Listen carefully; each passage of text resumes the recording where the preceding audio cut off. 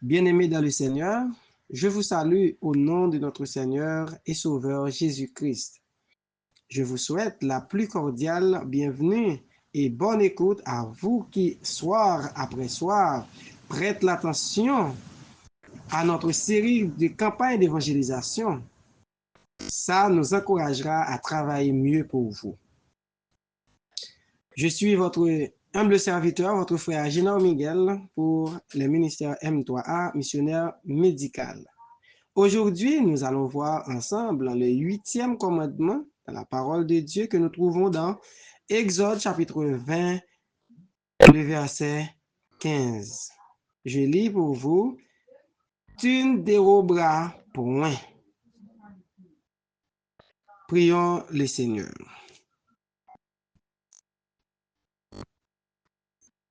Céleste Père, en Jésus-Christ, nous voulons te remercier pour tes bienfaits, ta bonté infinie envers nous.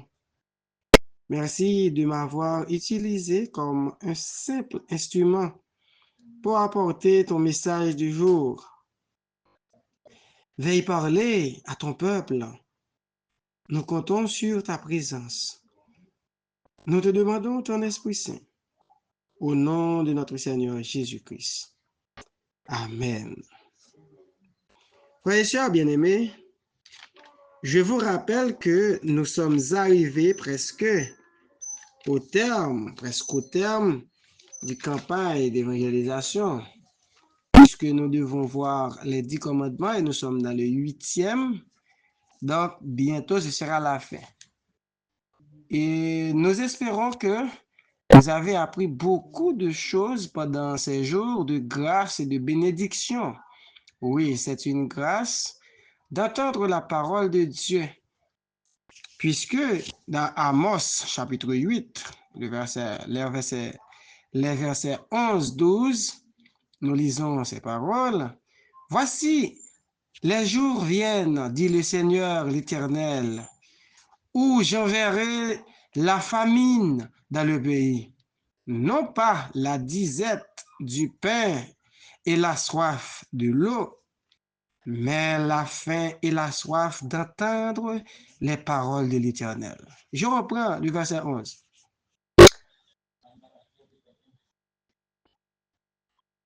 Voici les jours viennent, dit le Seigneur l'Éternel, où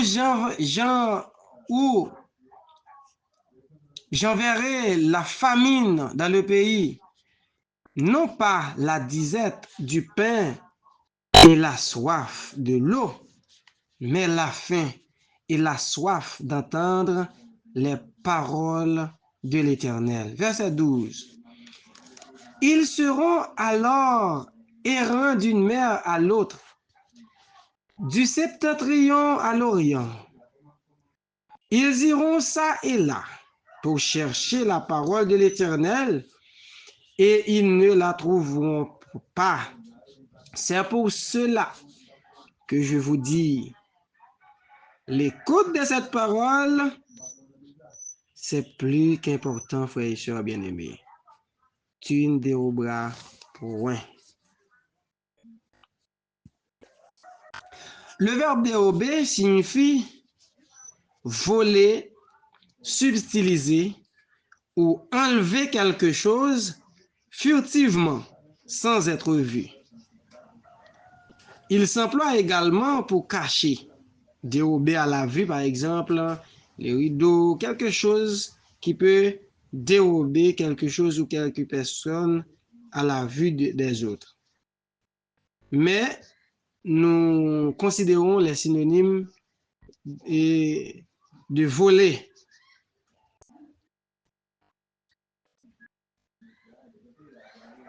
OK.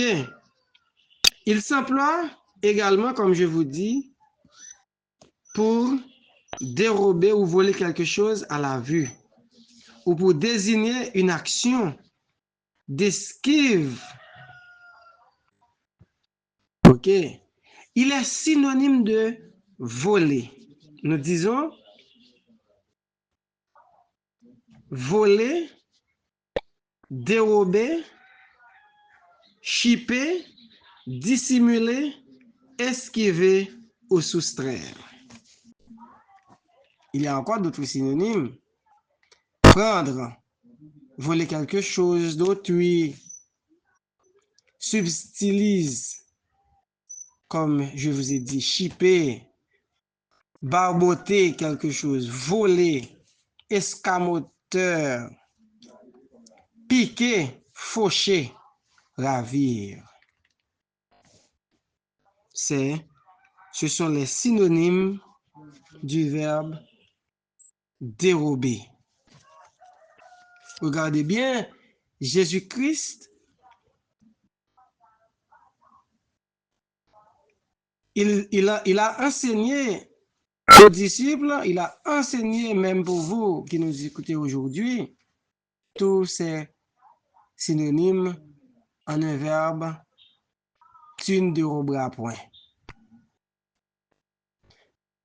Tous ces synonymes correspondent avec le message d'aujourd'hui et dans le contexte que le commandement de Dieu nous dit ne pas dérober. Maintenant, nous rentrons dans la profondeur du message. Nous lisons dans Proverbe chapitre 17, le verset 16. À quoi sert l'argent dans la main de l'insensé? À acheter la sagesse? Mais il n'a point de sens. Je reprends. Proverbe chapitre 17, verset 16. À quoi sert l'argent dans la main de l'insensé? À acheter la sagesse? Mais il n'a point de sens. La question que je pose, pourquoi voler? Ou bien on vole pour faire quoi? J'attends que vous allez m'aider à trouver la réponse, la bonne réponse. Pour moi, se voler, c'est pour survivre ou pour avoir de l'argent. Mais selon le texte que nous venons de lire, et nous, Proverbe chapitre 17, verset 16, nous voyons que l'argent n'est pas tous. L'argent n'est pas la seule chose qu'on a besoin. On a besoin de la sagesse. Et l'argent ne peut rendre sage celui qui n'a pas de sens. Mais la sagesse est tous. Nous parlons d'une sagesse d'en haut. Comme David dit dans Psaume 111, le verset 10, « La crainte de l'Éternel est le commencement de la sagesse. Tous ceux qui l'observent ont une raison saine. Sa gloire subsiste à jamais. » Amen, bien-aimé. La crainte de l'Éternel. Ah oui, la sagesse est tout. Mais, frères et sœurs, les richesses ne sont pas tout ce qu'on a besoin. Tout ce qu'on a besoin. Bien-aimés, nous savons en effet que Satan est toujours présent aux tentations. Il essaie de tromper les hommes et de faire violer les commandements de Dieu. D'ailleurs, aucune personne ne peut voler sans peur, sans stupéfait. Aujourd'hui, nous devons savoir, désobéir à un commandement va donner à une continuité de péché, puisque vous volez, vous vous obligez à tuer pour pouvoir récupérer l'objet volé. Des fois, vous allez même préparer des mensonges avant de voler, des complots avant de tuer, etc. Ça est clair. De même que la désobéissance à un commandement donne l'occasion de continuer à pécher, l'obéissance à un commandement donne la même occasion, vice-versa, de continuer à observer les autres commandements de Dieu. Pourquoi tous ces tumultes? Pourquoi tous ces tumultes parmi les nations? N'est-ce pas beaucoup de vols dans le monde? De meurtres, beaucoup de meurtres. Dieu dit, ne tuez pas. Satan dit, tue. Satan dit, tuez. Dieu dit, ne volez pas. Satan dit, volez. Bien-aimés, voici la sentence que Dieu a donnée au sujet d'un voleur. Exode chapitre 22, verset 2. Je lis pour vous. Si le voleur est surpris dérobant avec effraction et qu'il soit frappé et meurt, on ne sera point coupable de meurtre envers lui. Je reprends. Si le voleur est surpris dérobant avec effraction et qu'il soit frappé et meurt, on ne sera point coupable de meurtre envers lui. Voici, Dieu ne donne aucune valeur à un voleur. Exode chapitre 22, verset 7. Si un homme donne à un autre de l'argent ou des objets à garder et qu'on les vole dans la maison de ce dernier, le voleur fera une restitution double dans le cas où il serait trouvé. Verset 8. Je reprends le verset 7. Si un homme donne à un autre homme de l'argent ou des objets à garder et qu'on les vole dans la maison de ce dernier homme, le voleur fera une restitution double dans le cas où il serait trouvé. Verset 8. Si le voleur ne se trouve pas, le maître de la maison se présentera devant Dieu pour déclarer qu'il n'a pas mis la main sur le bien de son prochain. Est-ce que vous entendez, frères et sœurs? Nous lisons dans Deutéronome chapitre 24, verset 7. Si l'on trouve un homme qui a dérobé l'un de ses frères, l'un des enfants d'Israël, qui en est fait son esclave ou qui l'ait vendu, ce voleur sera puni de mort.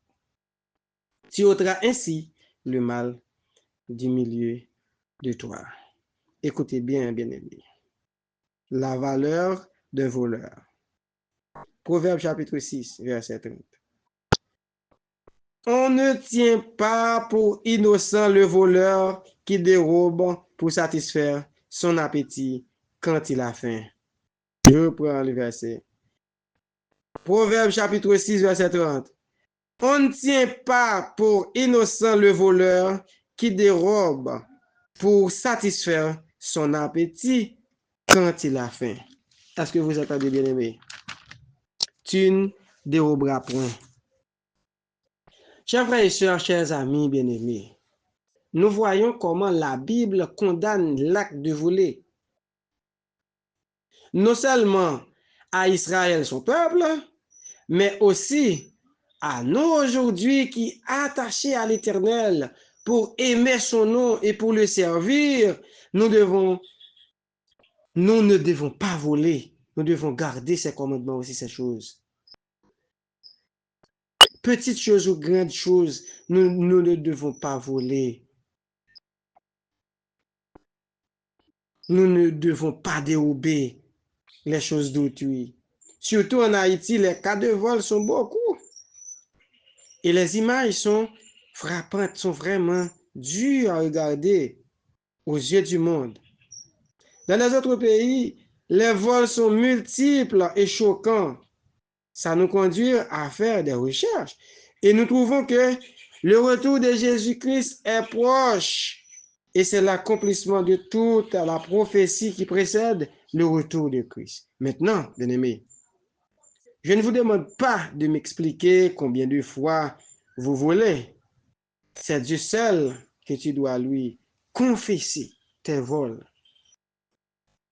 tes péchés, de même que le Christ est allé. De même que le Christ est allé loger chez un homme pécheur nommé Zachée, nous lisons dans Luc 19, versets 7 et 8. Nous lisons ensemble dans Luc 19, versets 7 et 8. Voyant cela, tous murmuraient et disaient, il est allé chez un homme pécheur. Le verset 8. Mais Zachée, se tenant devant le Seigneur, lui dit, voici, Seigneur, je donne aux pauvres la moitié de mes biens, et si j'ai fait tort de quelque chose à quelqu'un, je lui rends le quadruple, c'est-à-dire 4 fois la valeur. Verset 9. Jésus lui dit, le salut est entré aujourd'hui dans cette maison, parce que celui-ci est aussi un fils d'Abraham. Le verset 10. Car le Fils de l'homme est venu chercher et sauver ceux qui étaient perdus. Bien-aimés, ce soir, encore cette soirée, nous avons besoin, nous les organisateurs et de M3A Missionnaire Médical, nous avons besoin au moins quelques achats ce soir pour remettre les choses volées avant d'entrer dans les rangs du peuple de Dieu. C'est bien fait, Zachi. Dieu aime et veut que nous soyons des enfants honnêtes, des enfants repentants. Et aujourd'hui, partons d'ici pour le ciel. Débarrassons-nous, frères et sœurs, de toutes les richesses frauduleuses que nous avons chez nous, dans la banque, etc. Les choses que nous cachons, dans les antres de la terre, etc. Frères et sœurs, remettons-nous à Dieu et il nous fera grâce si nous sommes des enfants du salut. Oui, bien-aimés. Combien de voleurs y a-t-il dans l'église d'aujourd'hui? Combien de choses que vous et moi, nous avons volées et il n'y a pas si longtemps et qu'aujourd'hui, malgré tous, malgré nous disons convertis, malgré nous disons chrétiens, et nous retenons ces choses qui ne sont pas des nôtres. Frères et sœurs, partageons-les aux pauvres. Partageons-les aux pauvres et donnons le quadruple comme Zachée à ceux que nous avons fait tort, ceux dont nous les faisons travailler et nous récoltons ce que nous avons fait tort. Et après quoi? Nous demandons pardon à Dieu. Oui, frères et sœurs. C'est le vœu de mon cœur pour vous. C'est le vœu des dirigeants des gens de M3A Missionnaire Médical pour vous. C'est le vœu de mon cœur, bien-aimé. Que le Seigneur vous garde et vous bénisse.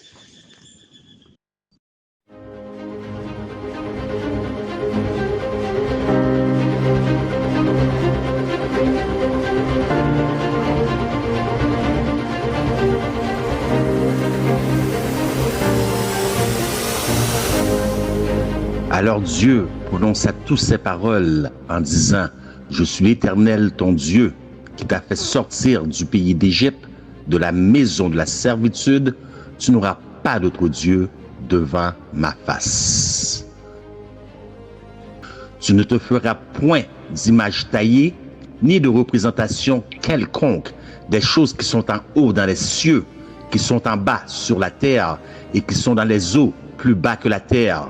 Tu ne te prosterneras point devant elles et tu ne les serviras point, car moi, l'Éternel ton Dieu, je suis un Dieu jaloux qui punit l'iniquité des pères sur les enfants jusqu'à la 3e et la 4e génération de ceux qui me haïssent et qui fait miséricorde jusqu'à 1000 générations à ceux qui m'aiment et qui gardent mes commandements. Tu ne prendras point le nom de l'Éternel, ton Dieu, en vain, car l'Éternel ne laissera point impuni celui qui prendra son nom en vain. Souviens-toi du jour du repos pour le sanctifier. Tu travailleras 6 jours et tu feras tout ton ouvrage. Mais le 7e jour est le jour du repos de l'Éternel ton Dieu. Tu ne feras aucun ouvrage, ni toi, ni ton fils, ni ta fille, ni ton serviteur, ni ta servante, ni ton bétail, ni l'étranger qui est dans tes portes. Car en 6 jours, l'Éternel a fait les cieux, la terre et la mer et tout ce qui est contenu, et il s'est reposé le 7e jour. C'est pourquoi l'Éternel a béni le jour du repos et l'a sanctifié. To support this exciting renewal this morning, I'm pleased to announce that on May 17th, 2026, that we're inviting Americans from all across the country to come together on our national mall to pray, to give thanks, and we are going to do something that everyone said, like, that's tough. We're going to rededicate America as one nation under God. You know, a lot of people...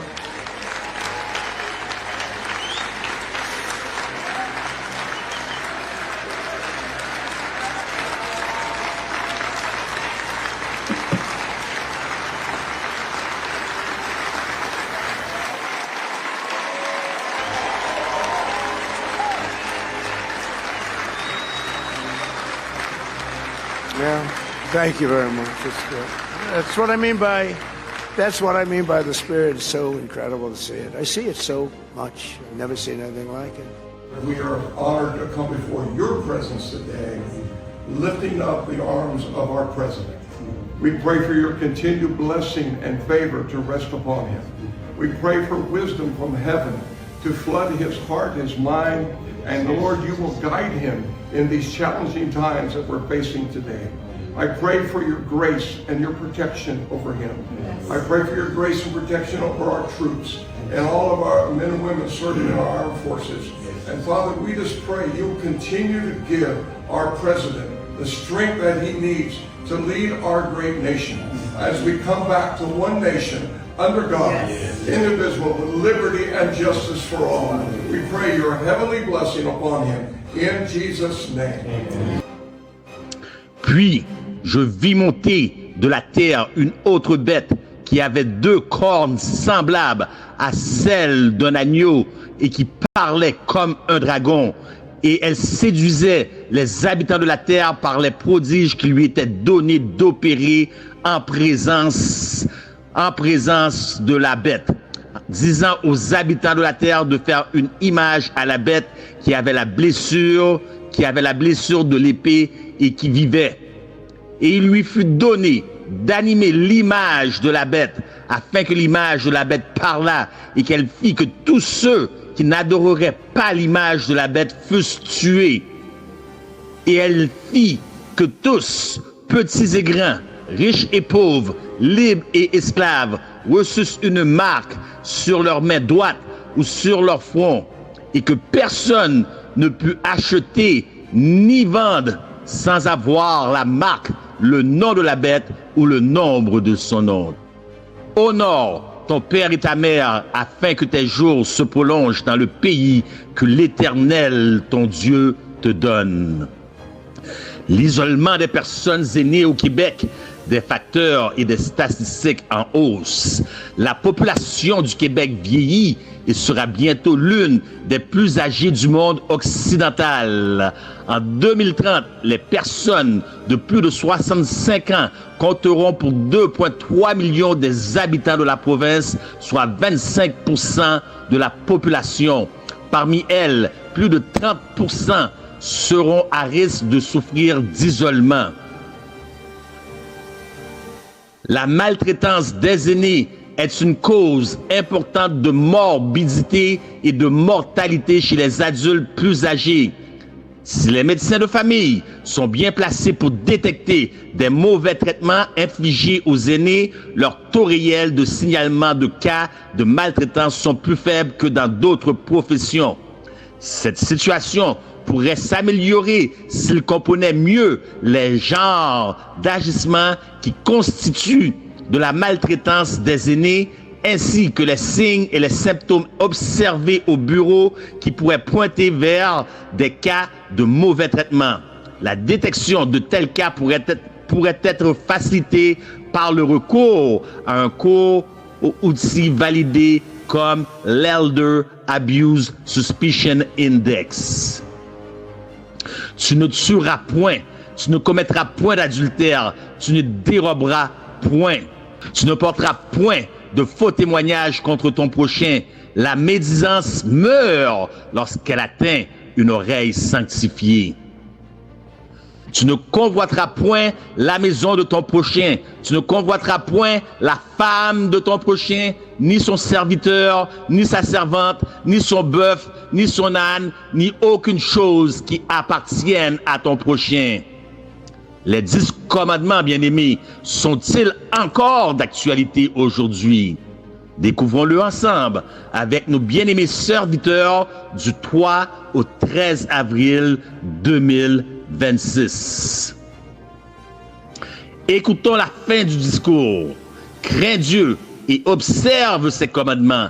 C'est là ce que doit faire tout homme. Car Dieu amènera toute œuvre en jugement au sujet de tout ce qui est caché, soit bien, soit mal.